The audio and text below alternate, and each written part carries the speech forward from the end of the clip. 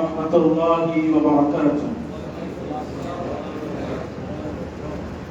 الحمد لله رب العالمين وبه نستعين وصلى الله على رسوله الكريم نبينا محمد وعلى آله وصحبه أجمعين أما بعد. قال الله تعالى في كلامه المجيد بسم الله الرحمن الرحيم فقالت هل أدلكم على أهل بيت يكفلونه لكم. ہر قسم کی تعریف و توصیف کبریائی و بڑائی عز و شرف اللہ رب العالمین کے لیے لائق و زیبا ہے جو ہم تمام کا سچا اور اکیلا معبود ہے. سبحان اللہ و بحمدہ سبحان اللہ العظیم. درود و سلام و اللہ کے آخری سچے اور پیارے رسول صلی اللہ علیہ وسلم پر اللہم صلی وسلم و بارک علی نبینا محمد صلی اللہ علیہ وسلم. حاضرین مجلس، بزرگوں، نوجوان دوستوں، پردہ نشین خواتین، پیاری اسلامی ماں اور بہنوں، آج کا جو عنوان ہے وہ ایک بڑا اہم عنوان ہے. محترم حاضرین اور حاضرات، کائنات کے رب نے مجھ کو اور آپ کو بہت ساری نعمتیں دی. قرآن مجید سورہ ابراہیم میں اللہ نے ان نعمتوں کے بارے میں وضاحت کے ساتھ فرمایا وَإِن تَعُدُّوا نِعْمَتَ اللَّهِ لَا تُحْصُوهَا. اگر تم اللہ کی نعمتوں کو گننا چاہو، اللہ کی قسم کبھی اللہ کی نعمتوں کو نہیں گن سکتے. اللہ نے بے شمار، بے شبہار، لاجواب، انمول نعمتیں اپنے بندوں کو دے رکھی ہے. ان تمام نعمتوں میں سے ایک نعمت رشتہ داری ہے. رشتہ داری اللہ کی ایک بہت بڑی نعمت ہے. اللہ نے ہم کو دنیا میں رشتہ عطا فرمایا، رشتوں کے درمیان رکھا. یہ رشتہ داریاں یہ بہت بڑی نعمت ہے اللہ کی. انسان دنیا میں آتا ہے تو طرح طرح کے رشتے بناتا ہے. کچھ رشتے انسان کے خون کے ہوتے ہیں، کچھ رشتے انسان کے سسرالی ہوتے ہیں، کچھ انسان کے رشتے دوستی کے ہوتے ہیں، کچھ رشتے اسلام اور ایمان کے، مسلمان کے رشتے ایمانی رشتے ہوتے ہیں، اور کچھ انسانی رشتے ہوتے ہیں. ان تمام رشتوں میں سب سے بڑا رشتہ خون کا رشتہ ہے. ایک ماں بیٹے کا رشتہ خون کا رشتہ ہے. ایک باپ بیٹی کا رشتہ خون کا رشتہ ہے. ایک بھائی بہن کا رشتہ خون کا رشتہ ہے. یہ خون کے رشتے سارے رشتوں میں سب سے عظیم ہیں. اور مجھ کو اور آپ کو رشتہ داری نبھانے کا حکم دیا گیا ہے کہ لوگوں اللہ کی خاطر رشتوں کو نبھاؤ. یہ رشتے اللہ کی نعمت ہے. اور کیا کہا اللہ تعالیٰ نے سورہ نساء میں؟ اللہ رب العالمین رشتوں کے بارے میں کہتا ہے فاتقوا اللہ الذی تساءلون بہ والارحام. اللہ سے ڈرتے رہو جس سے تم سوال کرتے ہو، اور ارحام رشتہ داروں کے بارے میں اللہ سے ڈرو. رشتوں کو نبھانے کے معاملے میں اپنے دل میں اللہ کا خوف پیدا کرو. یہ جو رشتے ہیں، ان رشتوں کے بارے میں تمہارا رب تم سے سوال کرے گا کہ تم نے اپنے رشتوں کو کہاں تک نبھایا. اسی لیے اللہ کہتا ہے فاتقوا اللہ. ارحام کہا کہ رشتوں کے معاملے میں اللہ سے ڈرتے رہو. ماں باپ، بھائی بہن، چاچا، پھوپھی، یہ سارے رشتے ہیں. ان رشتوں کے معاملے میں اللہ سے ڈرتے رہو. اسی لیے پیارے رسول صلی اللہ علیہ وسلم نے بارہا حدیثوں میں کہا وَصِلُوا الْأَرْحَامَ. لوگوں اپنے رشتہ داروں کے ساتھ اچھا سلوک کرو. آپ کا چاچا، آپ کی پھوپھی، آپ کی خالہ، آپ کا ماموں، آپ کا بھائی، آپ کی بہن، آپ کی ماں، آپ کے باپ، آپ کے نانا نانی، آپ کے دادا دادی، آپ کے پوترے نواسی، یہ سارے لوگ آپ کے رشتہ دار ہیں. خونی رشتے ہیں یہ آپ کے. کہا ان کے ساتھ اچھا سلوک کرو. اپنے رشتوں کے ساتھ اچھا سلوک کرو، ان کے ساتھ ہمدردی کرو، ان سے محبت کرو. وصلوا الارحام. پیارے نبی علیہ الصلوۃ والسلام نے جنت میں جانے والے راستوں کا ذکر فرمایا. جنت میں لے جانے والے اعمال میں سے ایک عمل یہ ہے کہ انسان اپنے رشتوں کا خیال کرے، اپنے رشتوں کی حفاظت کرے، اپنے رشتوں سے محبت کرے، اپنے رشتہ داروں کے حقوق کو ادا کرے. کہا رشتہ اللہ کی بہت بڑی نعمت ہے، اور اللہ تعالیٰ جو بھی نعمت دیتا ہے اس نعمت کے بارے میں جو قیامت کے دن کیا کرے گا؟ سوال کرے گا. حضرت عمر ابن خطاب رضی اللہ تعالیٰ عنہ سائے دار درخت کے نیچے بیٹھ کر کے پانی پی رہے تھے. کوئی بڑی بات نہیں تھی. سائے دار درخت کے نیچے بیٹھ کر حضرت عمر پانی پی رہے تھے. اللہ کے نبی کا گزر ہوا. حضرت عمر کو دیکھا کہ حضرت عمر سائے دار درخت کے نیچے بیٹھ کر پانی پی رہے ہیں. کیا کہا اللہ کے رسول نے؟ عمر ڈر اللہ سے, کل قیامت کے دن اللہ اس نعمت کے بارے میں تجھ سے سوال کرے گا کہ اللہ نے تجھے سایہ دیا تھا, پانی دیا تھا. اللہ اکبر. ہر چیز کے بارے میں, ایوری تھنگ, ہر چیز کے بارے میں اللہ سوال کرے گا کل قیامت کے دن.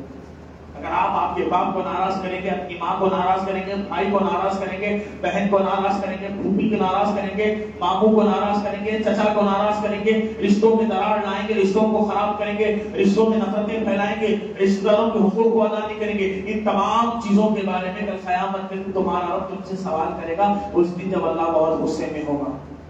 اسی لیے رشتوں کو نبھاؤ, وصل الارحام, رشتوں میں محبت کو بڑھاؤ اور رشتہ داری کو ادا کرو. پیارے رسول صلی اللہ علیہ وسلم نے رشتوں کا خیال کرنے کا حکم دیا.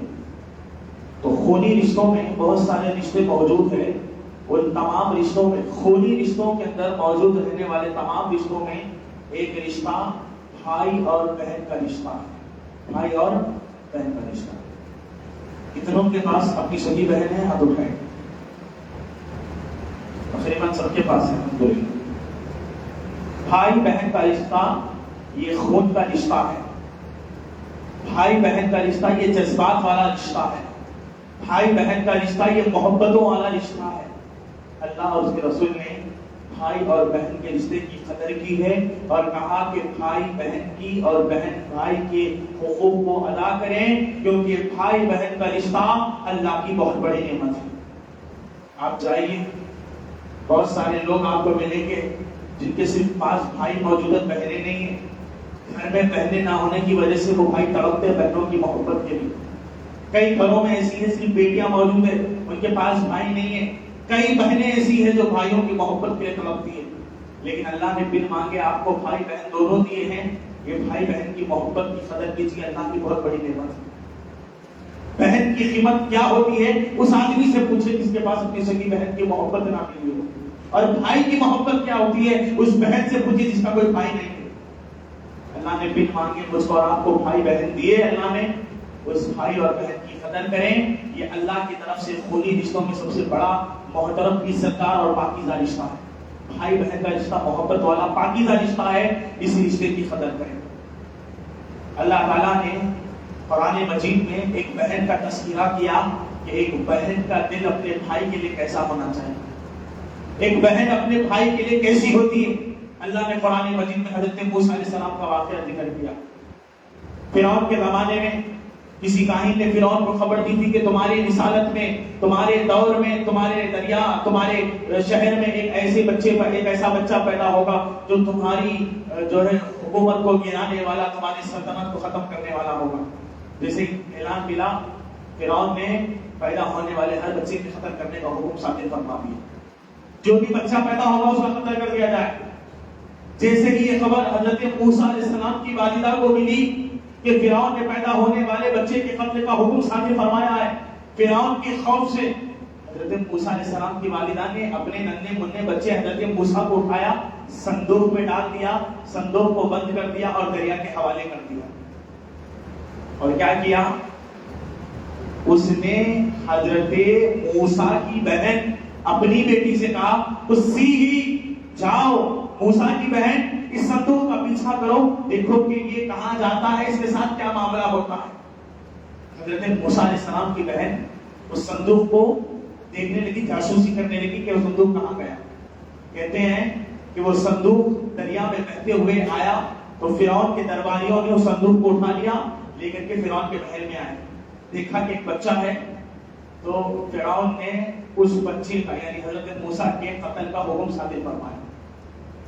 بہن حضرت موسیٰ علیہ السلام کی تلاش میں حضرت موسیٰ کا پیچھا کرتے کرتے محل تک آ گئی, بھائی کی پرواہ کے لیے کہ میرے بھائی کے ساتھ کیا معاملہ ہوگا. کہتے ہیں کہ جب موسیٰ علیہ السلام کو قتل کرنے کا حکم ہوا تو حضرت آسیہ علیہ السلام نے فرعون سے کہا لا تقتلوه, اس کا قتل نہ کرو, اس کا قتل نہ کرو. وعسى ان ينفعنا, ممکن ہے کہ یہ ہمارے لیے فائدہ مند رہے, آگے چل کر کے ہمارے لیے سہارا بن جائے, اس بچے کا قتل نہ کرو. حضرت آسیہ کی گزارش پر فرعون نے کیا کیا؟ رضامندی ظاہر کر دی۔ یہاں رک کر کے ایک بات آپ کون کھول کے سنیں۔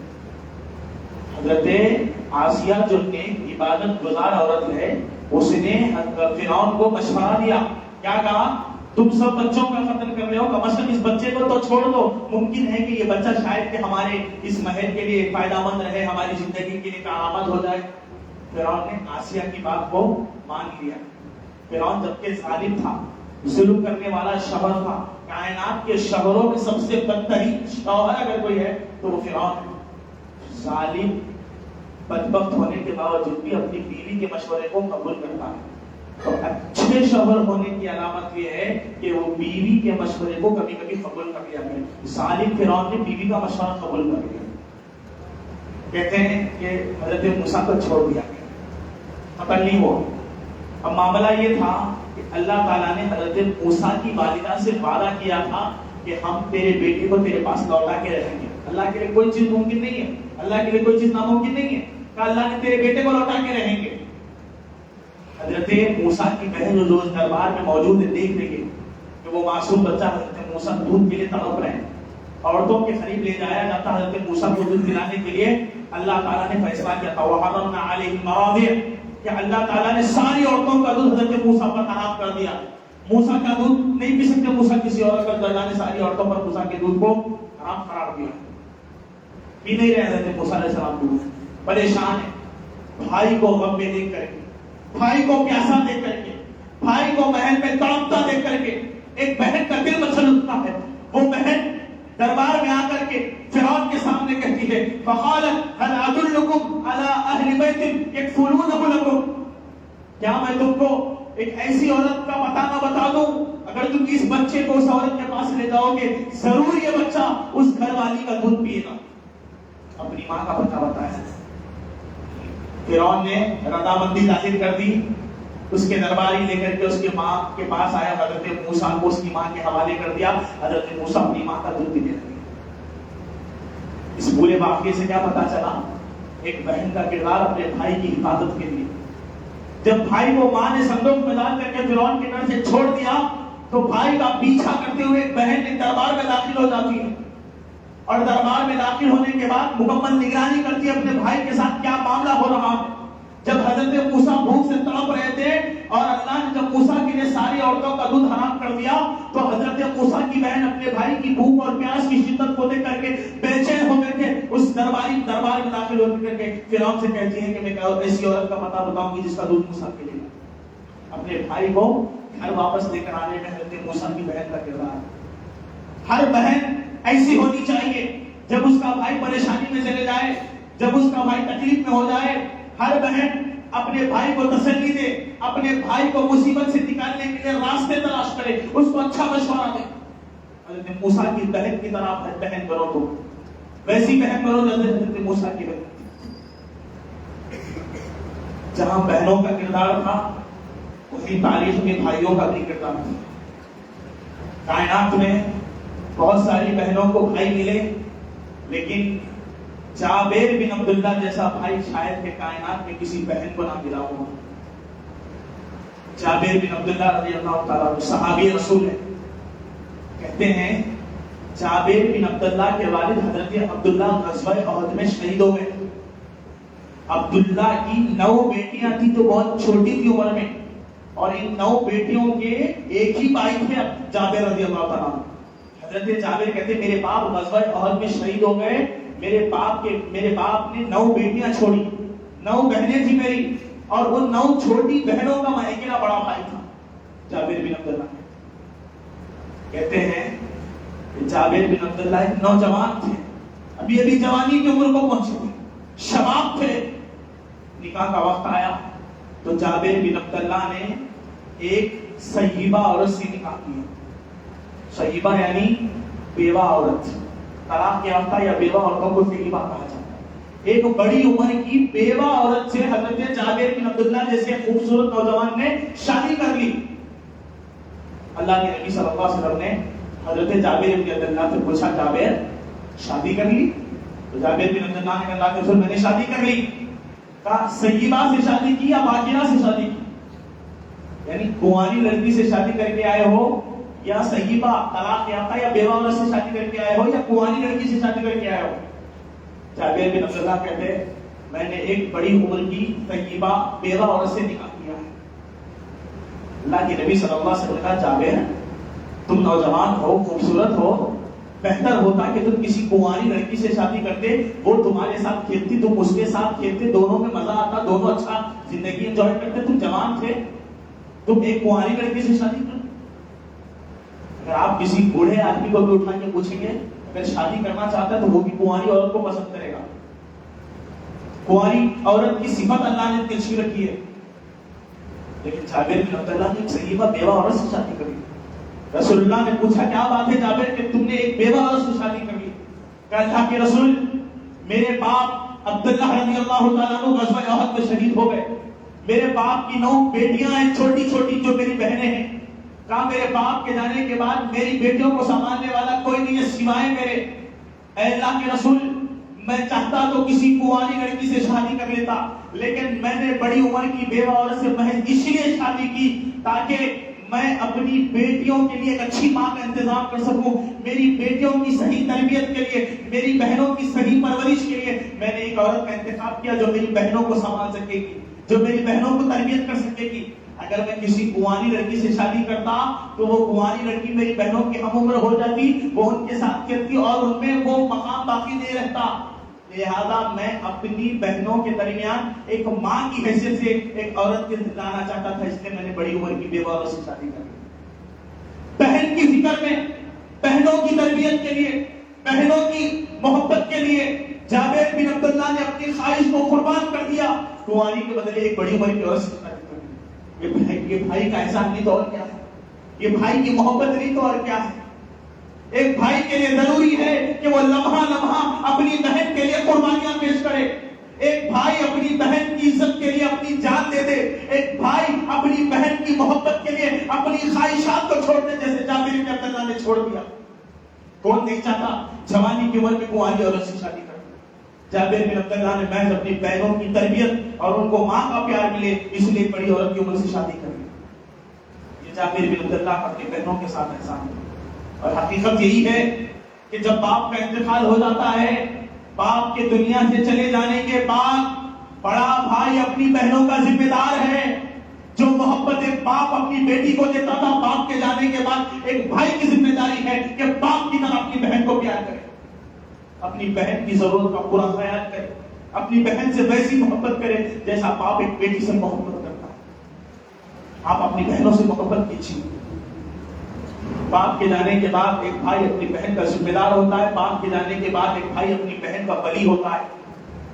جس طرح باپ اپنی بیٹی کی ساری خواہشات کو برداشت کرتا ہے, اس کے نخروں کو اٹھاتا ہے, اس کے نخرے برداشت کرتا ہے, ایک بھائی کے لیے بھی واجب ہے کہ باپ کے جانے کے بعد اپنی بہن کے سارے نخروں کو برداشت کرے, اس کی ساری خواہشات کو برداشت کرے, اس کی خواہش کو پورا کرنے کے لیے اپنی خواہش کو بھی چھوڑ دے. جابر بن عبداللہ نے اپنی خواہش کو چھوڑ کر کے اپنی بہنوں کے لیے بہت بڑی قربانی دی. ایک بھائی پر احسان کرے, ایک بھائی اپنی بہن پر احسان کرے, ایک بہن اپنے بھائی پر احسان کرے. بھائی بہن آپس میں ایک دوسرے پر احسان کرے.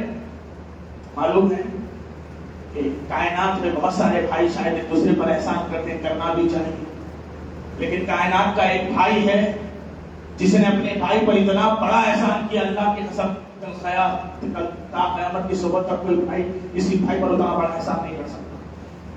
حضرت موسیٰ علیہ السلام, جہاں ان کی ایک بہن کا کردار یہ ہے کہ حضرت موسیٰ کی محبت کے لیے دل تڑپتا ہے, وہیں حضرت موسیٰ اپنے بھائی پر اتنا بڑا احسان کرتے ہیں.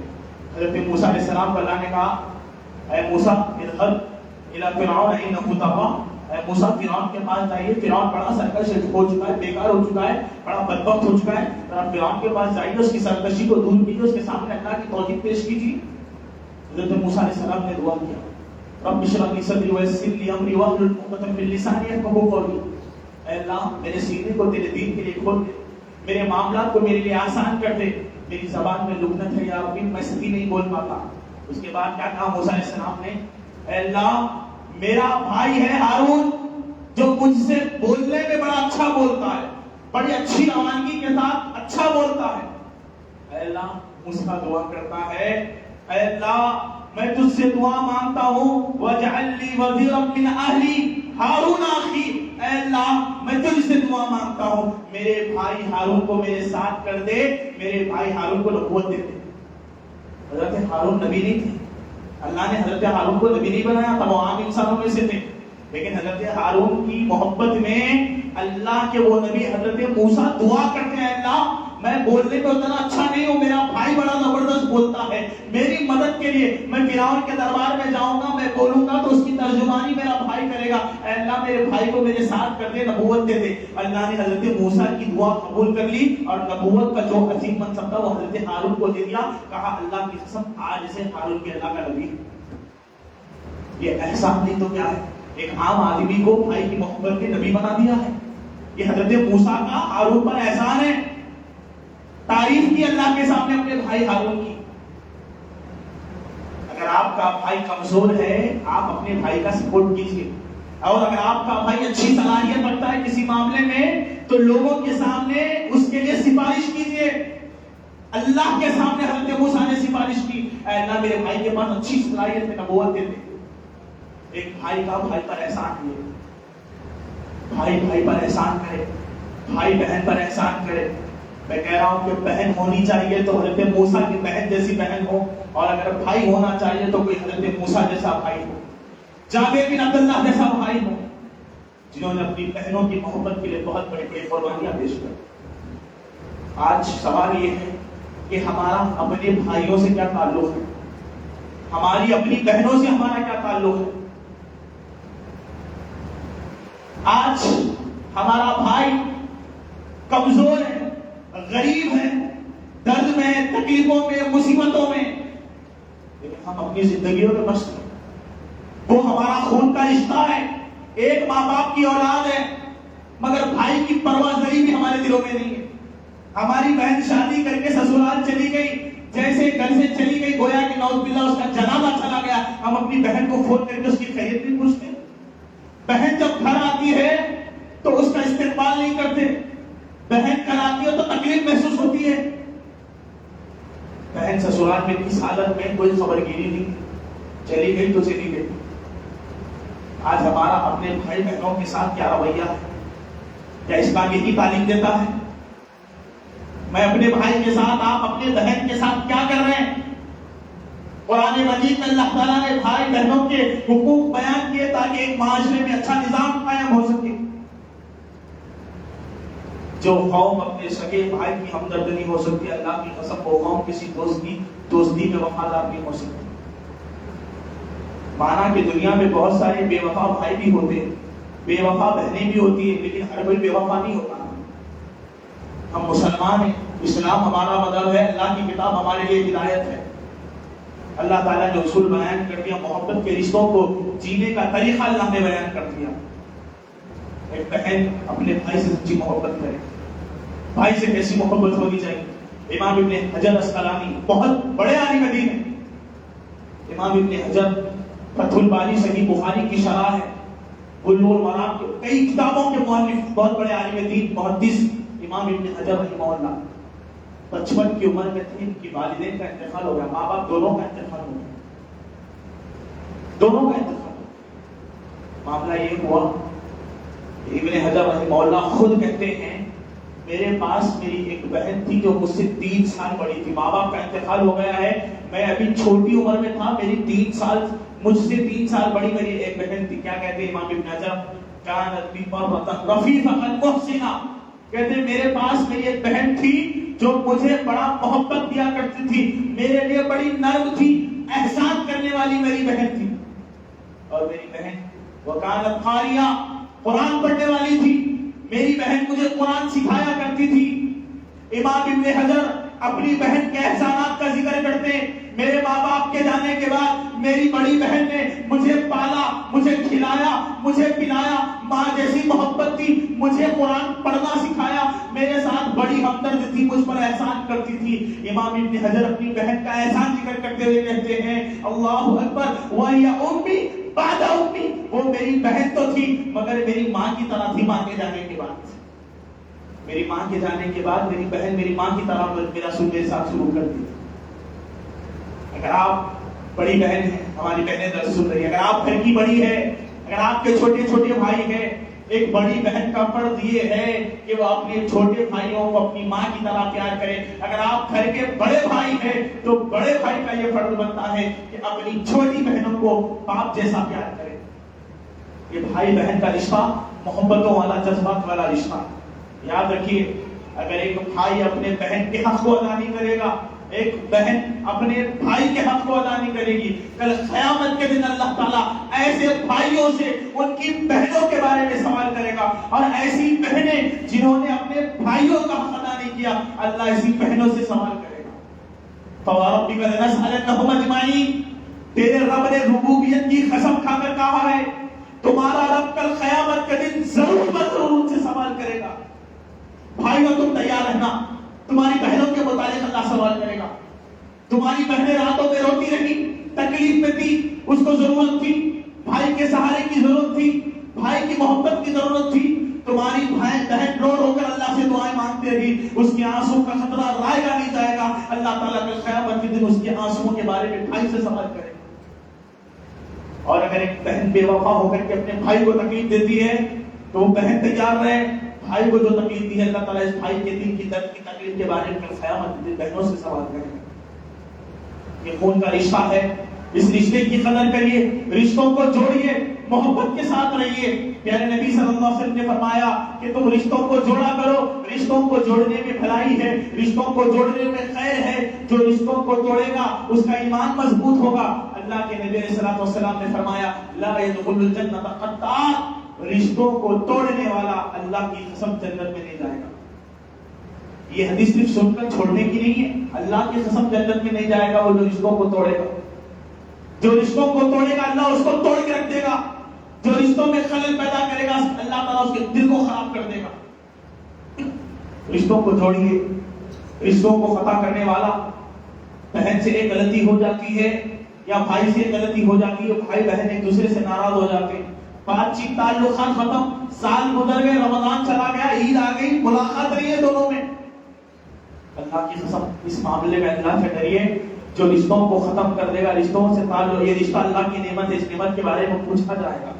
جو رشتوں کو ختم کر دے گا اللہ تعالیٰ کل قیامت کے دن اس کو بڑا عذاب دے گا. لہٰذا وہ جنت میں داخل نہیں ہوگا جو رشتوں کو ختم کرے گا. بھائی بہن کے آپس میں دوسرے کے حق ہے، ان حق کو ادا کرو، ان حقوق کو ادا کرو. سب سے پہلا حق یہ ہے کہ ہر بھائی اپنے بہن کی تکلیف میں حاضر ہو جائے.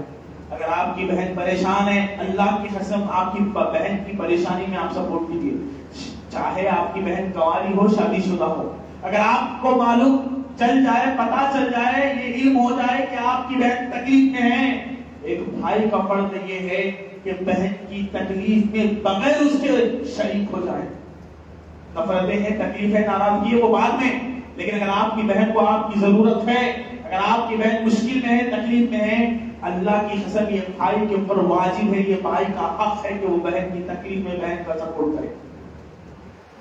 خوشی ہو یا غم ہو، خوشی ہو یا غم ہو، ہر خوشی کے موقع پر ہر بھائی بہن کے ساتھ کھڑا رہے. غم میں، خوشی میں، چاہے حالات جیسے بھی ہو، ایک بھائی بہن کے ساتھ، ایک بہن اپنے بھائی کے ساتھ کھڑے ہیں. آج معاملہ یہ ہے کہ بھائی کے گھر میں دعوت ہوتی ہے، سارے رشتہ دار بھائی سے ملنے کے لیے آ رہے ہیں. افسوس کی بات یہ ہے، غیرت کی بات یہ ہے، نعوذ باللہ ثم نعوذ باللہ، گھر میں بھائی دعوت کرتا ہے، سب کو دعوت دے رہا ہے، لیکن بہن کو گھر نہیں بلاتا. کیوں؟ بہن غریب ہے، اگر بلاؤں گا تو پتہ نہیں کتنوں کو لے کر آ جائے گی، کیا کیا کپڑے پہن کر آئے گی، فلاں. تم لوگوں کے لیے اپنی بہن کے ساتھ ایسا کرو گے؟ تم اپنی بہن کی بے عزتی کرو گے؟ نعوذ باللہ. تم اپنی بہن کو دعوت میں نہیں بلا کر کے لوگوں کے سامنے سوال کھڑا کرو گے کہ یہی بہن کی قدر ہوتی ہے، کہ یہی اسلام کی تعلیم ہے؟ اور آج کل تو ٹرینڈ چل رہا ہے، بلائیں گے تو بلائیں گے، نہیں بلائیں گے تو نہیں بلائیں گے. اگر وہ بلائے گا تو ہم بلائیں گے، ہم نہیں بلائیں گے تو کوئی نہیں بلائیں گے. شرط چل رہی، اگر آپ کو آپ کی بہن کے سسرال سے کوئی دعوت آپ کو نہیں آئی، کوئی مسئلہ نہیں ہے، آپ دعوت کے بھوکے نہیں ہیں. آپ اللہ نے آپ کو بہت دیا ہے، لیکن اگر آپ کے گھر میں دعوت ہے، آپ بہن کے سسرال میں دعوت دیجیے. لیکن جب تک وہاں سے دعوت نہیں آتی آپ دعوت نہیں دیں گے، یہ تو جاہلوں والی بات ہوگی، یہ تو جہالت والی بات ہو گئی. مسلمان کبھی جاہلوں کی طرح مان نہیں. آج حال یہ ہے فتنوں کے دور میں نفرتیں اتنی پھیل گئی ہے، اللہ کی قسم یہ دل خون کے آنسو ہوتا ہے، جسم کے رونگٹے کھڑے ہو جاتے ہیں. نفرت اتنی شدید ہو گئی ہے، سگے بھائی کا انتقال ہو جاتا ہے، بہن بھائی کے جنازے میں نہیں آتی. حقیقت معاشرے کی ہے. بھائی مر کے دنیا سے چلا جاتا ہے، مٹی میں دفن ہو جاتا ہے، ایک بھائی کو علم ہوتا ہے قبرستان جا کر اس کے لیے دعا نہیں کرتا. آج بھائی بہن کا رشتہ ختم ہو چکا ہے. بھائی بہن میں جو محبت ہونی چاہیے تھی وہ ختم ہو چکی ہے. ایک مسلمان کبھی ایسا نہیں کر سکتا. ایک بھائی باپ کی کمی کو پورا کرتا ہے، ایک بہن اپنے ماں کی کمی کو پورا کرتی ہے. بھائی بہن کے ساتھ محبت کرے، نرمی والا معاملہ کرے.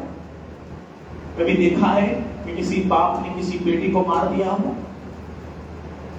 باپ بیٹی کا رشتہ دنیا کا سب سے انوکھا رشتہ ہے. ایک باپ اپنی بیٹی کی زندگی بنانے کے لیے اپنی جوانی لگا دیتا ہے.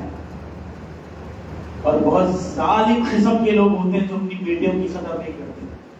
بہت ظالم قسم کے لوگ جن کو لگتا ہے کہ بیٹیاں ان کے لیے بوجھ بن کے آتی ہے. اللہ کی قسم یہ بیٹیاں دنیا میں اللہ کے لیے رحمت اور جنت بن کر آتی ہیں. گزشتہ دنوں کا ہمارے ٹیم میں ایک واقعہ ہوا. ایک صاحب نے اپنی 3 معصوم بچیوں کو جو ہے یہ معاملہ کر دیا. اللہ کی قسم آنکھوں سے آنسو نکل گئے جب ان 3 تصویروں کو دیکھ کر کے کہ ایک ظالم باپ نے اپنے قرض کے بوجھ سے اپنی 3 بچیوں کو مار دیا. کل قیامت کے دن اللہ تعالیٰ اس لڑکیوں سے سوال کرے گا کہ اس گناہ میں تجھے قتل کر دیا گیا. بیٹیاں اللہ کی طرف سے رحمت بن کر آتی ہیں. اللہ کی قسم جن گھر میں بیٹیاں نہیں ہوتی وہ گھر اجاڑ ہو جاتا ہے، وہ گھر برباد ہو جاتا ہے. آپ کی بہن آپ کے ساتھ سالوں سے آپ کے گھر میں محبت کے ساتھ رہتی تھی. بچپن میں آپ کے ساتھ ہاتھ پکڑ کے آپ کی انگلی پکڑ کے چلتی تھی، آپ کے ساتھ کھیلتی تھی، آپ کے ساتھ کودتی تھی، آپ کے ساتھ جو ہے بہت سارے مسائل تھے اس کے. لیکن وہی بہن کی جب رخصت اور وداعی کا وقت آ جاتا ہے ایک بھائی کا دل مچل جاتا ہے. ایک بہن جس نے زندگی بھر اس کے ساتھ محبت والا رشتہ نبھایا ہے وہ بہن آج اپنے بھائی کو چھوڑ کر کے جا رہی ہے اپنے سسرال. اللہ کے بندو اللہ کے خاطر ان رشتوں کی قدر کرو. یہ بیٹیاں یہ بہنیں تمہارے لیے بوجھ نہیں ہے، یہ تو رحمت ہے تمہارے لیے. یہ تمہارے گھر کی عظمت ہے، یہ تمہارے گھر کی زینت ہے. تم ان کے ساتھ محبت کرو. یہ بہن محبت کرنے کی چیز ہے. تم ان کے ساتھ نرمی کرو. یہ تمہارے نرمی اور اچھے سلوک کی سب سے پہلی اقدار ہے تمہاری بہن. تمہارا باپ دنیا سے جا چکا ہے. تمہاری بہن اگر غم میں ہے وہ دل میں سوچتی ہے کاش کہ میرا باپ ہوتا تو میں کندھے پر سر رکھ کر کے اپنے باپ سے تکلیف کو اظہار کرتی. میرا باپ مجھے تسلی دیتا. اب باپ موجود نہیں ہے. بھائی کا کانٹا بہن کے لیے سہارا ہے. اپنی بہنوں کے لیے سہارا بنو. تمہاری بہن تمہاری محبت کی محتاج ہے. تمہاری بہن انتظار کر رہی ہے کہ میرا بھائی کال کرے گا، مجھے پوچھے گا، میری خیریت لے گا. رمضان کا پورا مہینہ چلے گیا، شاید کہ کوئی بھائی ہوگا جس نے اپنے بھائی کو فون کر کے کہا بھائی تو کیسا ہے، کیا ہے، کہاں ہے. کسی نے اپنے بہن کی خیریت لی ہوگی، اس کو اپنے گھر میں رمضان میں دعوت دی ہوگی. رحمتوں والا مہینہ ختم ہو گیا، رحمت والی بہن ہمارے گھر میں ہے. ہم اپنے آپ کا محاسبہ کریں کہ ہم اپنے بھائیوں کے ساتھ، ہم اپنی بہنوں کے ساتھ کیسا سلوک کر رہے ہیں. سب سے پہلا حق یہ ہے کہ بھائی خوشی اور غم کے معاملے میں بہن کا سپورٹ کرے. اسی طرح بھائی بہن کے حقوق میں ایک حق یہ ہے کہ بھائی بہنوں کے لیے دعا کرے. دعا کرے. ایک بہن اپنے بھائی کے لیے دعا کرے. آج کبھی ہم نے دل پر ہاتھ رکھ کر کے اپنے آپ سے سوال کریں، ہاتھ اٹھا کر کے کبھی اپنے بھائی کی بھلائی کے لیے دعا کیا؟ اللہ میرے بھائی کو ہدایت دے دے. اللہ میرا بھائی گمراہ ہے، اس کو سیدھا راستہ دے دے. اللہ میرے بھائی کی نوکری میں برکت دے دے. اللہ اس کے مال میں، اس کی تجارت میں برکت دے دے. کبھی ہم نے دعا کی؟ یہ حق ہے آپ کا. ایک بھائی بہن کے حقوق میں حق رکھتا ہے کہ بھائی بہن کے لیے دعا کرے. ایک بہن اپنے بھائی کی ترقی کے لیے دعا کرے. آج دعا نہیں کرتے، بس لوگوں سے بولتے تھے دعاؤں پہ یاد رکھنا. کوئی کسی کو یاد نہیں رکھتا، کوئی دعا نہیں کرتا. آج ضرورت ہے میں اور آپ ہاتھ اٹھا کر کے اپنے بھائیوں کے لیے، اپنے بہنوں کے لیے دعا کریں. ضرورت ہے. اگر آپ چاہتے ہیں کہ یہ رشتہ آپ کا باقی رہے، خوش رہے، ہمیشہ ساتھ رہے، دنیا میں جنت میں ساتھ رہے، اللہ کی قسم اپنے بہنوں کے ساتھ اچھا سلوک کیجیے. بہنوں سے گزارش ہے بھائیوں کے لیے موسیٰ کی جیسی بہن بنے، بھائیوں سے گزارش ہے کہ اپنے بھائیوں کے لیے ہارون جیسا بھائی بنے۔ بہنوں کے ساتھ بہت ظلم ہوا ہے، ہر زمانے میں ہوا ہے، بھائیوں نے بہنوں پر بہت ظلم کیا ہے، اور جہاں جہاں ظلم کیا ہے ظلم کے مظالم میں ایک ظلم بھائیوں کا اس وقت ہوتا ہے جب باپ دنیا سے چلے جاتا ہے، تو باپ کے جانے کے بعد جب باپ کی وراثت تقسیم کی جاتی ہے تو سب سے پہلے بہنوں کے خلاف کھڑے ہونے والے یہ بھائی ظالم بھائی بنتے ہیں، اپنی بہنوں کا حق مار کر کھانے والے بھائی کل قیامت کے دن اللہ اس سے سوال کرے گا۔ آج بیٹیاں باپ کے ورثے کے لیے ترس جاتی ہیں، آج بہنوں کو طلاق دے دیا جاتا ہے، بہنوں کو وراثت میں حق تلفی کا بڑھتا ہوا رجحان معاشرے کو کھوکھلا کر چکا ہے۔ باپ چلے گیا، باپ کی وراثت تقسیم کی جا رہی ہے، بھائی پہلے اڑی پڑتے، بہنوں کا حق اس میں دے دیا کرو۔ یوصیکم اللہ فی اولادکم للذکر مثل حظ الانثیین، اللہ نے تمہاری لڑکیوں کا حصہ مقرر کیا، باپ کے جانے کے بعد بیٹیوں کے حق بیٹیوں کو دے دیا کرو۔ نصیب مفروضہ، یہ اللہ کی طرف سے فیصلہ کردہ ہے، یہ اللہ کا قانون ہے۔ باپ مر گیا ہے، چاہے 100 روپے چھوڑ کے جائے، چاہے 100 کروڑ چھوڑ کے جائے، اس میں بیٹی کا حصہ موجود ہے۔ آپ اپنی بہنوں کو، اپنی بہنوں کا مکمل حصہ جو اللہ نے مقرر کیا ہے دے دیا کرو۔ جیسے باپ کا انتقال ہوتا ہے، وراثت تقسیم ہوتی ہے، گھر کے قریبی رشتہ دار اور بھائی آ کر کے بہنوں سے کہتے ہیں جو تمہاری شادی ہم نے کرا دی تھی، بہت پیسہ لگا دیا، جہیز دے دیا، وراثت میں کوئی حصہ نہیں ہے، نہ ہوگا۔ بہنوں کو وراثت سے محروم کر دیتے ہیں، بہنوں کا مال ناجائز طریقے سے کھا لیتے ہیں، یہ کہہ کر کہ تمہاری شادی ہم نے کرائی تھی۔ تمہاری کیا حیثیت تھی کہ تم اپنے بہن کی شادی کراؤ؟ تمہارے باپ کے پیسوں سے اس کی بیٹی کی شادی میں تم نے ایک روپیہ نہیں کیا اس کی، تو تمہاری بھی شادی تو تمہارے باپ نے کی تھی نا، کیا سوچ کر کہ تم اپنی بہنوں کا حصہ کھا جاتے ہو؟ اور جو حصہ اللہ نے مقرر کیا ہے اس سے کم دے کر کے اپنی بہنوں کی دینداری کرتے ہیں، اپنی بہنوں کو تکلیف پہنچاتے۔ کبھی آپ نے سنا کہ کسی بھائی نے وراثت کے معاملے میں اپنی بہنوں کو معاف کر دیا؟ کبھی کسی بھائی نے کہا کہ بہن میرا بھی حصہ دے؟ اللہ کی قسم کسی بھائی نے نہیں کہا اس کے بعد، مگر اللہ کی قسم اللہ نے وہ دل بہنوں میں رکھا ہے۔ بہنیں اپنے وراثت کسی کو معاف کر دیتی ہیں، بھائی معاف نہیں کرتا، بہنیں معاف کر دیتی ہیں۔ اللہ نے بہنوں کو وہ دل دیا ہے، بیٹیوں کو اللہ نے وہ دل دیا ہے۔ حالات پڑھیے آپ جا کر کے کورٹ کچہری کے، ایک بہن سے سوال ہوا، آپ کا باپ مر گیا ہے، بڑی پراپرٹی تقسیم ہوئی ہے، آپ کے بھائی آپ کا مال کھا رہے ہیں، آپ کے کیا آپ اپنا مال لینے کے لیے کورٹ میں کیس نہیں کریں گی؟ بھائی تو اپنا حصہ لے رہے ہیں، تمہارا بھی حصہ لے رہے ہیں، اپنا حصہ معاف کرنے کے لیے تیار نہیں۔ بہن کہتی ہے یہ میرے بھائی ہیں جن کے ساتھ میں انگلی پکڑ کے چلتی تھی، جن کے ساتھ میں کھیلتی تھی، جن کے ساتھ میں سوتی تھی، جن کے ساتھ میرا اٹھنا بیٹھنا تھا، جن کے ساتھ میں نے لڑائی کی، یہ محبتیں تھیں۔ کہا اگر میں وراثت کے لیے اپنے بھائیوں پر کیس کروں گی تو میرے بھائی ہو سکتا ہے کہ میرے لیے اپنے گھر کا دروازہ بھی بند کر دے، اسی لیے اس محبت کو باقی رکھنے کے لیے میں نے اپنی وراثت کا حصہ بھائیوں کے حوالے کر دیا۔ ایک بہن کی محبت نہیں، ایک بہن کی محبت نہیں۔ اللہ کے بندو، جس طرح باپ کے مال میں تمہارا حق ہے ویسے ہی تمہاری بہنوں کا حق ہے جو اللہ نے مقرر کیا ہے۔ اپنی بہنوں کو اللہ کی خاطر ان کا مال دے دیا کرو، ناجائز طریقے سے ان کا مال نہ کھاؤ، ورنہ ان کا مال کھاؤ گے کل قیامت کے دن اللہ کے یہاں سوالی ہوں گے۔ آج بیٹیاں ترس گئی ہے باپ کے برتے کے لیے، بیٹیوں کو اللہ کے واسطے اپنی بہنوں کو کا حق دے دیا کرو۔ اور ایک بھائی کی یہ ضرورت ہے، ایک بھائی پر یہ فرض ہے کہ وہ اپنی بہن کی ضرورت کا خیال کرے۔ بہن کی ضرورت ہے، بہن کو کوئی چیز چاہیے، کوئی کھانے کا دل ہے، کوئی پینے کا چیز من کرتا ہے، کوئی بھی ہے، ایک بہن آپ کی ہے، وہ اللہ کی گھر کی، وہ آپ کے گھر اللہ کی رحمت بن کر آئی ہے، اپنی بہن کی ضرورتوں کا خیال کیجیے۔ اگر آپ کی بہن آپ کے گھر میں ہے تب بھی خیال کیجیے، شادی کر کے سسرال چلی گئی ہے تب بھی آپ کی بہن کی خیر خیریت پوچھتے رہیے، اپنی بہن کو جو حق آپ دے سکتے ہیں دیتے رہیے، اس کا بھرپور خیال رکھیے آپ اس کا۔ یہ بہن کل قیامت کے دن اللہ کے یہاں آپ کی سفارش کے لیے کھڑی ہوگی۔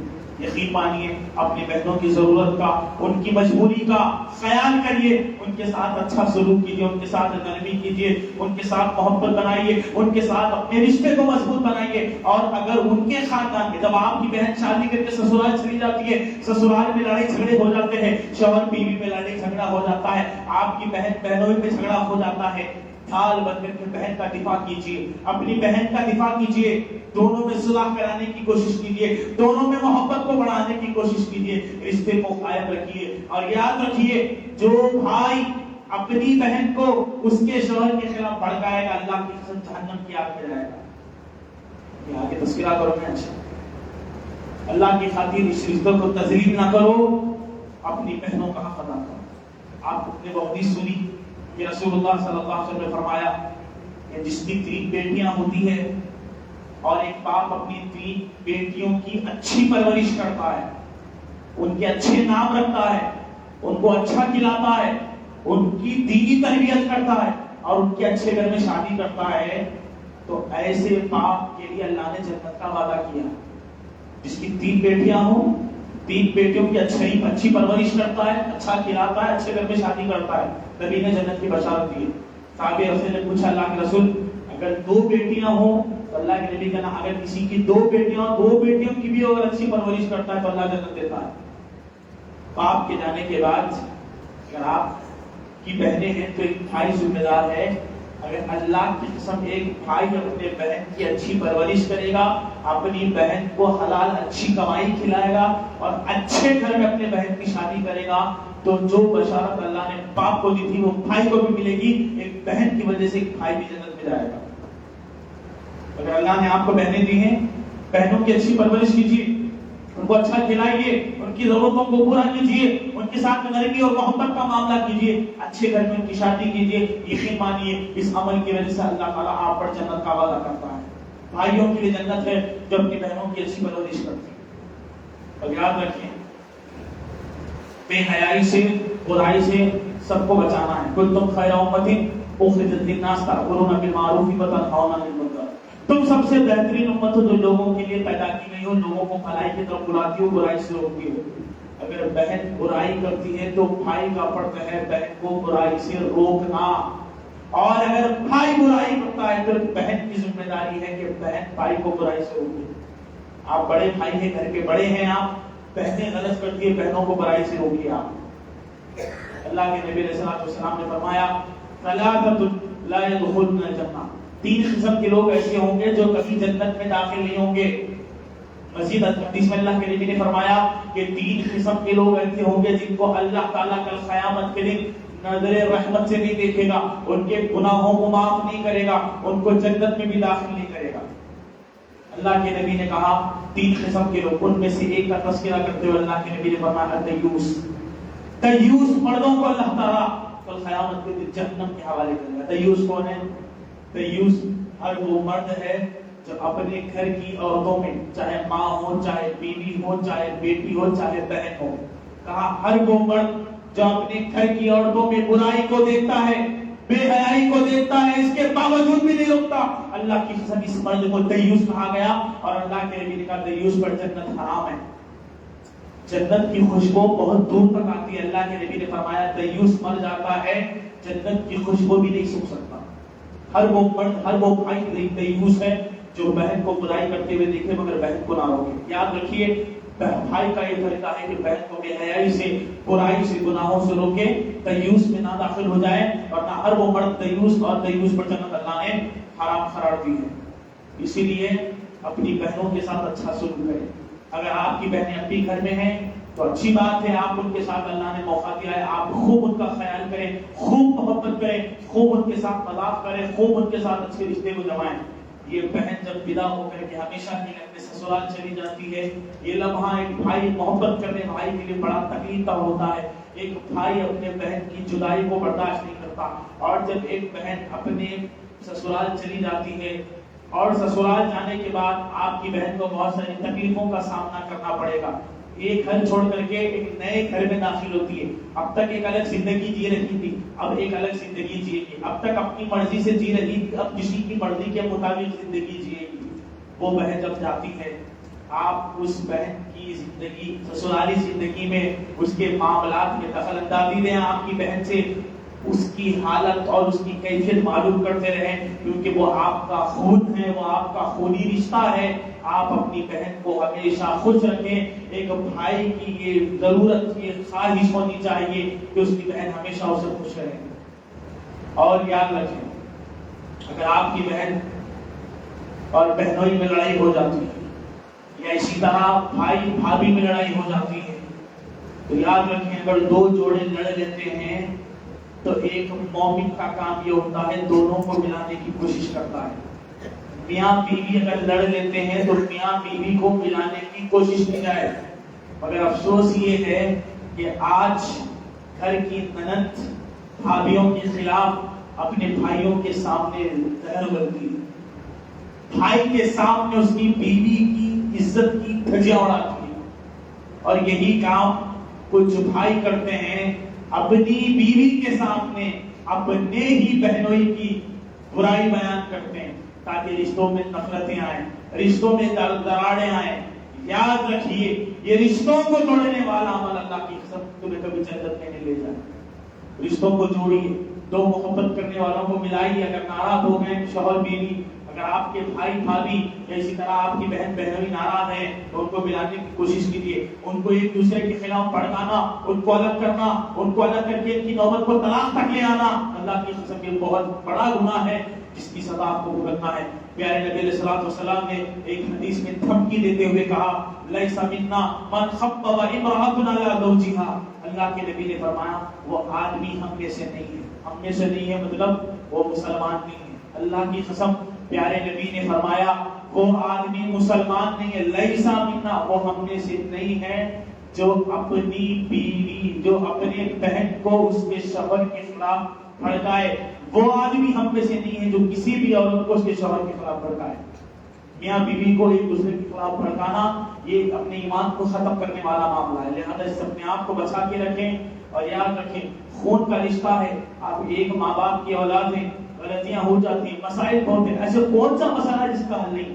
ہر مسئلے کا حل کتاب و سنت میں موجود ہے، ہر غلطی کی اصلاح ہو سکتی ہے، ہر گناہ معاف ہو سکتا ہے، ہر غلطی کو نظر انداز کیا جا سکتا ہے۔ اب تو درگزر کے دروازے کھلے ہیں، آپ ایک ماں باپ کی اولاد ہیں، آپس میں کچھ رنجشیں ہو گئی ہیں، کچھ اختلاف ہو گیا ہے، بیٹھ کر کے ایک دوسرے سے بات کریے، مسئلے کا حل نکالیے، معافی مانگیے۔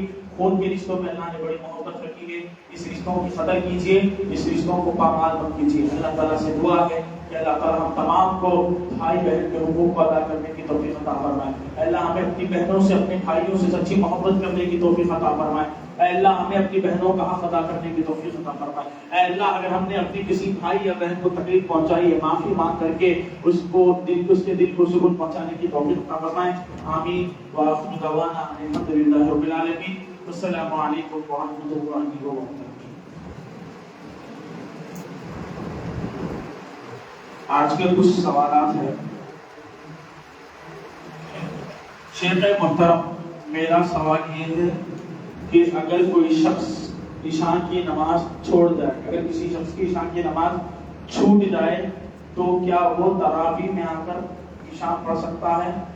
جی، اگر کسی کی عشاء کی نماز چھوٹ گئی ہے اور وہ مسجد میں آیا ہے اور تراویح کی نماز چل رہی ہے تو جماعت کا ثواب حاصل کرنے کے لیے وہ تراویح میں شامل ہوتا ہے۔ نیت عشاء کی نماز کی کرنا ہے اور شامل تراویح کی نماز میں ہونا ہے، اور امام کے 2 رکعت سلام پھیرنے کے بعد آپ اٹھ کر کے 2 رکعت پڑھیں گے جو آپ کی شان کی ہے۔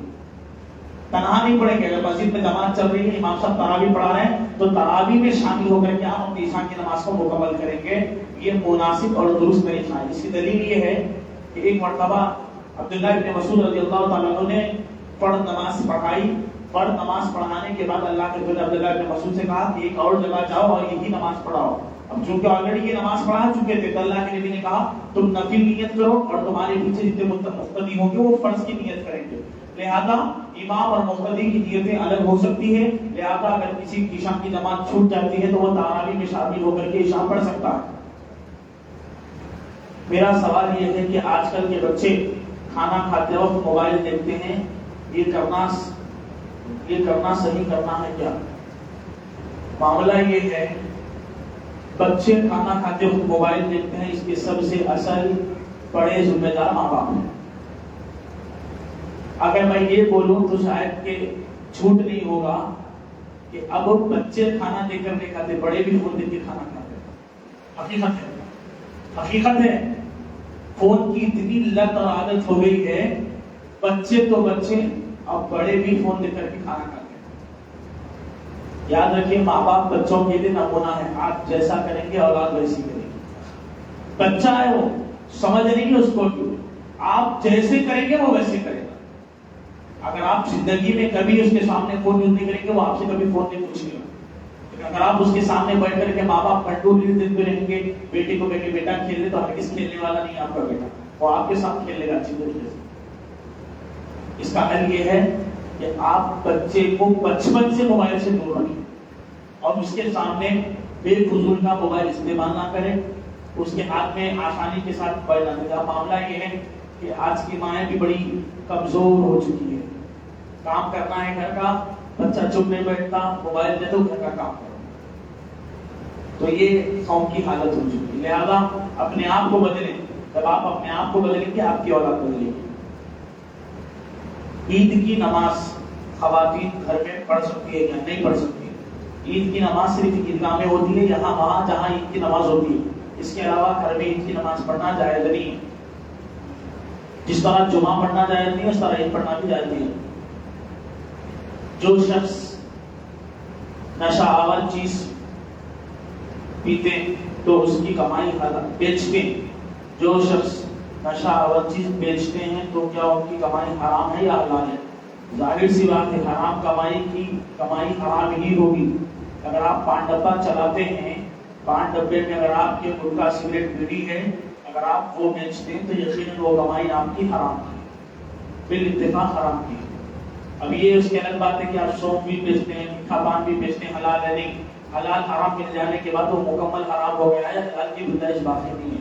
لہذا بچنا چاہیے حرام کاروبار سے۔ نقصان یہ ہے کہ اللہ تمہاری عبادتوں کو قبول نہیں کرتا۔ ایک عورت بیوہ ہے اور اس کے 4 بچے ہیں اور اس کے 2 لاکھ روپے بینک میں جمع ہیں، اور جو اس کا انٹرسٹ آنا ہے وہ کھا سکتے ہیں کیا؟ چاہے عورت بیوہ رہے، چاہے عورت کے 4 نہیں 400 بچے رہیں، آپ انٹرسٹ کا مال نہیں کھا سکتے۔ کیوں؟ اس چیز کو اللہ اور اس کے رسول نے حرام کر دیا، وہ قیامت کی صبح تک حرام ہے۔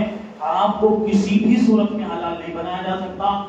آپ کے بینک میں ہر 3 مہینے میں جو بینک والا آپ کے فون میں جو انٹرسٹ ڈالتا ہے، وہ انٹرسٹ آپ کا پیسہ نہیں ہے، اس کا استعمال کرنا آپ کے لیے جائز نہیں ہے۔ عورتیں گھر میں وقت پر نماز نہیں پڑھتی، تاخیر سے پڑھتی ہے، کیا یہ درست ہے؟ بالکل درست نہیں ہے۔ جس طرح مردوں پر نماز وقت مقررہ پر پڑھتے ہیں، ویسے ہی عورتوں پر پڑھتے ہیں۔ ان الصلاۃ کانت علی المؤمنین کتابا موقوتا، اللہ تعالیٰ نے ہر مرد اور عورت پر وقت مقررہ پر نماز فرض کر دی ہے۔ اگر عورت گھر میں ہے تو مثال کے طور پر مان لیجیے کہ مسجد میں ظہر کی نماز 1 بجے ہے، تو آپ بھی گھر میں 1 بجے نماز ادا کریں گے۔ کیوں؟ کیونکہ ہر نماز کا ایک وقت ہے، مرد اور عورت کو وقت پر نماز پڑھنا چاہیے۔ کیا سیریل دیکھنا جائز ہے؟ یہ صرف مطلق سوال ہوا کہ سیریل دیکھنا جائز ہے، کیا جواب دیا جائے گا اس کا؟ چلیے، یا تو حلال یا تو حرام، کیا فرما دیتے ہیں آپ لوگ؟ جی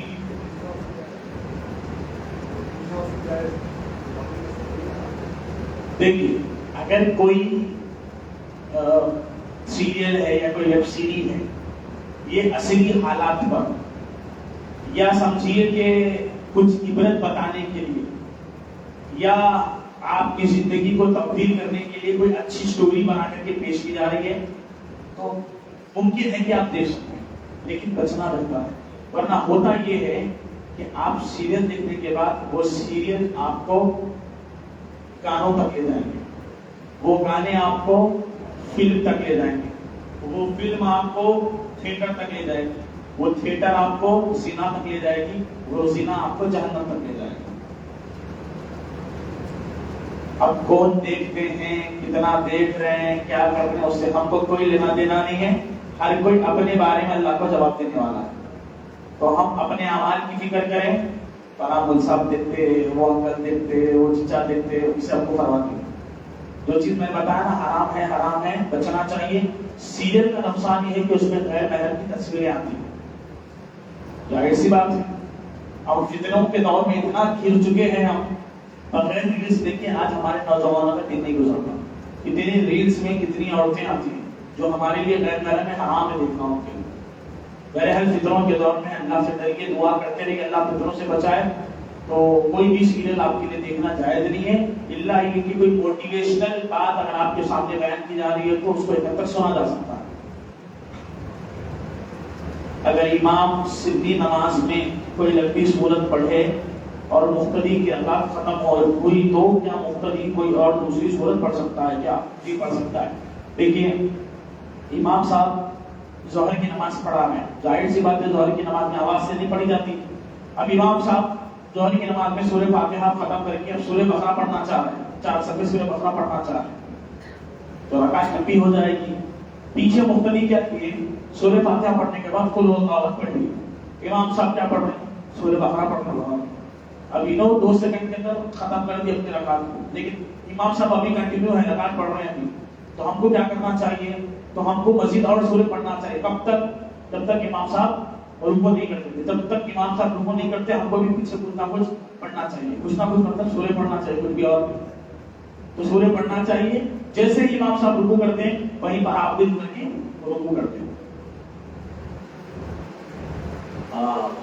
ایک سوال ہے، عموماً آج کل یہ دیکھا جا رہا ہے کہ مقامی مسلمانوں میں ایک رواج ایسا چل پڑا ہے کہ لڑکا عقد ہو یا ولیمہ کی تقریب، گھر سے نکلتے وقت بے حساب آتش بازی کی جاتی ہے اور پھر شادی خانے سے گھر واپس ہونے کے بعد بم پٹاخے رات دیر تک بے تحاشا آتش بازی کی جاتی ہے۔ اہل حدیث حضرات بھی اس میں مبتلا ہوتے جا رہے ہیں۔ جس طرح کچھ عرصے پہلے ایک موصوف کی لڑکی کی شادی کی بارات نکلی، بے حساب پٹاخے، رات بھر ناچ گانا اور بڑا چیزیں ہوئی ہیں، کیا یہ نکاح میں درست ہے؟ تو اس کا سیدھا سادہ جواب یہ ہے، حرام ہے، حرام ہے، حرام ہے۔ اللہ کی قسم اس ایک سوال کے اندر تقریباً 10 گناہ موجود ہیں۔ کتنے؟ 10۔ اللہ کی نافرمانی، اس کے رسول کی نافرمانی، فضول خرچی، بے حیائی، رات کا بے فضول جاگنا، لوگوں کو تکلیف پہنچانا، یہ ساری خرافات اس اندر موجود ہیں۔ اور تعجب کی بات یہ ہے کہ اہل حدیثوں میں بھی ایسا ہوتا ہے، تو یہ بہت تعجب کی بات ہے۔ نکاح میں سنتی، نکاح نبی کی سنت ہے، سنت کے مطابق نکاح کیجیے آپ۔ یہ پٹاخے پھوڑنا، یہ آتش بازی کرنا، یہ ناچنا، یہ چلانا، راتوں کو جاگنا، دیر تک جو ہے شادی خانوں میں موجود رہنا، یہ سب جہالت کے کام ہے۔ یہ غیروں کا طریقہ ہے۔ ایک مومن ایسا نہیں ہوتا، ایک مومن ایسا نہیں ہوتا، یہ حرام ہے۔ اور بارات لے جانا، یہ بارات کا تصور تو اسلام میں ہے ہی نہیں۔ یہ بارات بنانا، یہ بارات لے جانا، یہ حرام اسلام ہے۔ یہ بینڈ، یہ باجا، یہ بارات، یہ سب حرام ہے اسلام میں۔ یہ پٹاخے، یہ آتش بازی، حرام کا مطلب ہوتا ہے مومن اللہ سے ڈرنے والا بن جائے۔ آپ نکاح تو کر رہے ہیں مگر یہ نکاح سنت کے مطابق نہیں ہو رہا ہے، یہ آپ کی خواہش کے مطابق ہو رہا ہے۔ آپ نکاح تو کر رہے ہیں مگر اللہ کو ناراض کر رہے ہیں۔ جو شخص اللہ اور اس کے رسول کو ناراض کرتا ہے، لہو عذاب الیم فی الدنیا والآخرہ، اس کے لیے دنیا اور آخرت کا عذاب ہے۔ بچ کے رہیے۔ شادی بیاہ کے موقع پر ناچنا، گانا، آتش بازی کرنا، پٹاخے پھوڑنا، راتوں میں دیر تک جاگنا، لوگوں کو تکلیف پہنچانا، یہ سب کے سب چیز حرام ہے۔ اسلام اس کی سخت مخالفت کرتا ہے۔ اور اسی طرح بہت سارے لوگ النکاح من سنتی کہہ کر مسجد میں نکاح تو کرتے ہیں، مگر بیجا رسم و رواج، ایسے رسم و رواج جس کا اسلام میں کوئی تعلق نہیں ہے، سانچک، مہندی کی رسم، پرامس کا رسم، منجے، جمانی، چلا چٹی، پتہ نہیں کیا کیا کرتے ہیں۔ کل بدعت ضلالہ وکل ضلالۃ فی النار، ہر بدعت گمراہی ہے، ہر گمراہی انسان کو جہنم میں لے جاتی ہے۔ نہ میرے رسول کا سانچک ہوا ہے، نہ کسی صحابی کا جمانی ہوئی ہے۔ لہذا یہ سانچک، یہ مہندی کی رسم، یہ پرامس کا رسم، جتنے رسومات کیے جاتے ہیں یہ سب کے سب حرام ہیں، علی الاطلاق حرام ہیں، گناہ ہے، بدعت ہے۔ اپنے آپ کو بدعت سے بچا کے رکھیے۔ اگر لڑکے کو لڑکی پسند آ جائے، لڑکی کو لڑکا پسند آ جائے، ولی راضی ہو جائے، مہر مقرر کیجیے، گواہوں کو لائیے، فوراً شادی کر کے نہ چلے جائیے، بس یہ سیدھا سادہ نکاح ہے تو اللہ کے قابل قبول ہے۔ اگر محلے کی مسجد میں عید کی نماز ہو رہی ہے اور میں جا کر عید کی نماز عیدگاہ میں پڑھا تو کیا اس پر کوئی گناہ ہوگا؟ عید کے دن عیدگاہ میں بھی نماز ہوتی ہے، بعض جگہ مسجدوں میں بھی نماز ہوتی ہے، آپ کو جہاں سہولت ہے وہاں نماز پڑھیے۔ گزشتہ درس میں نے آپ کو بتایا کہ عیدگاہ میں پڑھنا یہ افضل عمل ہے کیونکہ نبی کی سنت ہے، لیکن اگر کوئی مسجد میں بھی نماز ادا کرتا ہے تو اس کی نماز درست ہے، اور اللہ کے نبی علیہ الصلوۃ والسلام نے کہا کہ محلے کی مسجدوں کو آباد کرنا زیادہ افضل ہے، لہذا اگر عیدگاہ دور ہے اور قریب کی مسجد میں نماز ہو رہی ہے تو آپ قریب کی مسجد میں نماز پڑھیں۔ جزاکم اللہ۔ گھر کے بازو میں تبلیغی کی مسجد ہے اور وہاں چھوڑ کر کسی اہل حدیث کی مسجد میں جا کر نماز پڑھ رہا ہوں تو کیا بازو کی مسجد کو چھوڑ کر نماز پڑھ رہا ہوں، تو ایسی صورت میں کیا کریں؟ بالکل آپ اس مسجد میں نماز نہیں پڑھیں گے، کیونکہ بدعتیوں کے پیچھے نماز نہیں ہوتی۔ جس کا عقیدہ سلفی عقیدہ نہ ہو، جس کا عقیدہ توحید والا عقیدہ نہ ہو، جو عقیدے میں صحابہ کے منہج کی پیروی نہیں کرتا، اس کے پیچھے نماز نہیں پڑھنا چاہیے، یہی افضل اور مناسب طریقہ ہے۔ لہذا آپ اپنے گھر کی بازو والی مسجد میں جا کر نماز پڑھیے، اکیلے پڑھیے، جماعت کے ساتھ اگر پڑھنا ہے تو اہل حدیث مسجد میں آنا ہوگا۔ قرآن شریف میں قرآن شریف بار بار گر جائے تو کیا کرنا چاہیے؟ شرم سے ڈبکے مر جانا چاہیے۔ آپ اللہ کی کتاب کو نہیں سنبھال سکتے، بار بار گر رہی ہے تو افسوس کا مقام ہے۔ آپ قرآن شریف کی احترام کریں۔ آپ کبھی اپنے بچے کو گود میں سے گرا دیتے ہیں؟ معصوم بچہ گرا آپ کا کبھی گود سے؟ آپ اپنے بچے کو سینے سے لگا کے رکھتے ہیں، بچہ آپ کا نہیں گرتا اور اللہ کا کلام گر جاتا ہے تو بے شرم کی بات ہے، افسوس کی بات ہے۔ لہذا قرآن شریف کو جو ہے بڑے ادب کے ساتھ رکھیں، ادب کے ساتھ پکڑیں، ادب کے ساتھ اٹھائیں۔ اور میں بڑی کڑوی بات کہہ رہا ہوں، حنفی حضرات میں قرآن کی جتنی عزت ہوتی ہے اہل حدیثوں میں اتنی عزت قرآن کی نہیں کی جاتی۔